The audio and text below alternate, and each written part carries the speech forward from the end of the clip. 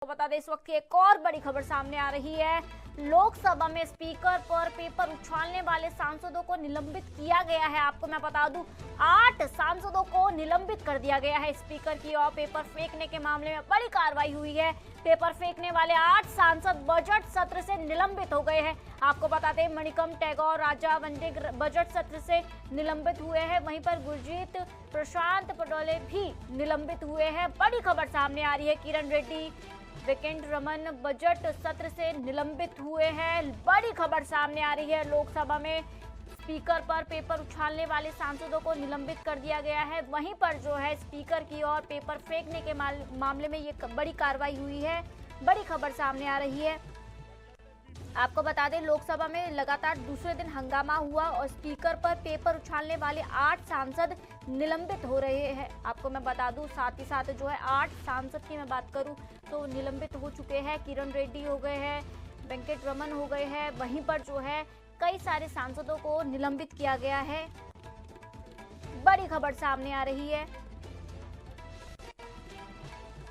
आपको बता दें कि संसद के बजट सत्र में मंगलवार को लोकसभा की कार्रवाई लगातार दूसरे दिन हंगामेदार रही, जहां पर जो है 8 सांसदों ने जो है हंगामा किया, साथ ही साथ पेपर उछाला, जिसके बाद ये बड़ा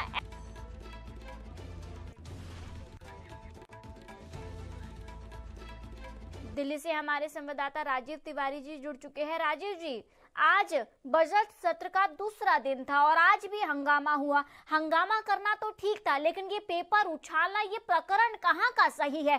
क्या यही विपक्ष संविधान की दुहाई देती है? क्या यही सीख कर आई है?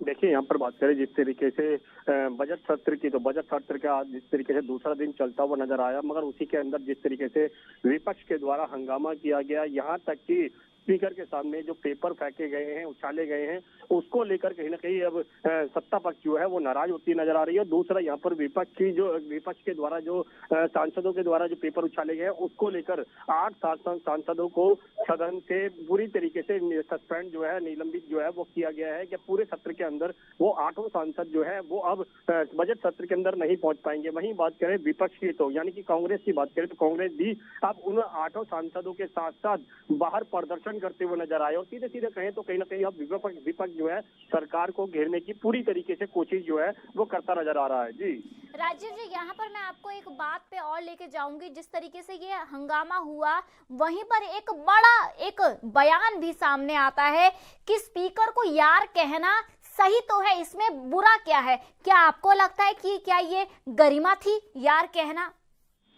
देखिए, यहाँ पर बात करें जिस तरीके से जैसे क्या कहते हैं यार का शब्द जो इस्तेमाल किया गया है, उसको उस तरीके का शब्द जो है वो नहीं इस्तेमाल करना चाहिए था, क्योंकि संसद के अंदर हर व्यक्ति जो है एक कहते दायरे के अंदर होता है, जिसके तहत उनको बातचीत करने का या फिर सवाल उठाने का अधिकार जो है वो दिया जाता है। मगर जिस तरीके से यार शब्द का जो इस्तेमाल किया गया, जिसको विपक्ष कोई गलत नहीं मान रहा है, मगर यहाँ पर बात करें सत्ता पक्ष की तो और कहीं ना कहीं स्पीकर की, तो उनकी तरफ से जरूर इस शब्द का नाराजगी उठाई गई और उसको लेकर लगातार कहीं ना कहीं विरोध भी अब किया जा रहा है। मगर यहाँ पर जिस तरीके से सत्ता पक्ष की बात करें और विपक्ष की बात करें, इस बजट सत्र के अंदर हंगामा जो है दोनों ही तरफों से देखने को मिल रहा है। जी, जिस तरीके से कृष्ण प्रसाद जी ने कहा कि स्पीकर को यार कहना सही तो है, कोई गलत नहीं है, गाली नहीं है।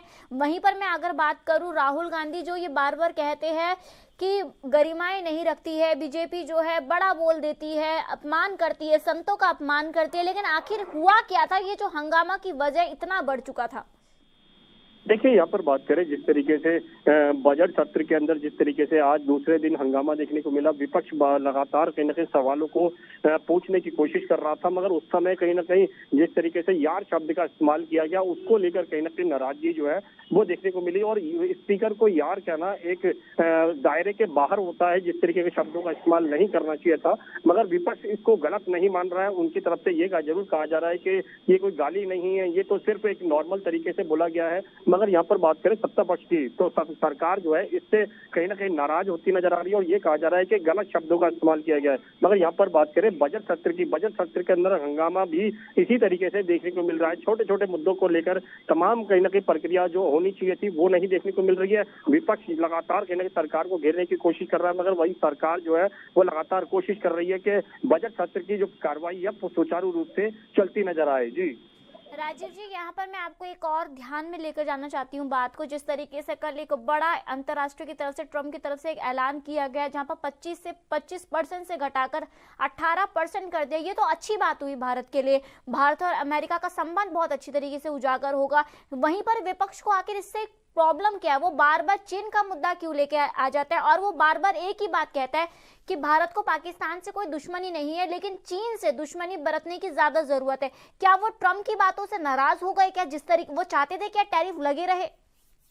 देखिए, टैरिफ को लेकर जिस तरीके से अमेरिका की तरफ से जो टैक्स 18% किया गया है, क्योंकि उसको पहले बढ़ाया गया था और उसी को लेकर नाराजगी जो है देखने को मिली थी। वहीं व्यापारी वर्ग भी कहीं ना कहीं इसको लेकर नाराज था, तो उसको लेकर अब जिस तरीके से अमेरिका की तरफ से 18% कर दिया गया है और कहीं ना कहीं बातचीत का रास्ता जो है वो खुलता नजर आ रहा है। कहीं ना कहीं जो जिस तरीके से भारत और अमेरिका के रिश्ते जो मजबूत होंगे, उससे कहीं ना कहीं व्यापार भी कहीं ना कहीं उन्नति की तरफ जाएगा। मगर यहाँ पर विपक्ष की बात करें, बार बार कहीं ना कहीं कैसे भारत और चीन के जो रिश्ते हैं या फिर जो बॉर्डर वाली सीमा की बात की जो की जा रही थी, कल भी की जा रही थी राहुल गांधी की तरफ से, उसी मुद्दे को लगातार कहीं ना कहीं उछालने की कोशिश की जा रही है। मगर अब देखना होगा बजट सत्र जो है वो सुचारू रूप से चल पाएगा या फिर हंगामे की भेंट ही चढ़ता नजर आएगा। जी राजीव जी, आपका धन्यवाद हमारे साथ जुड़ने के लिए।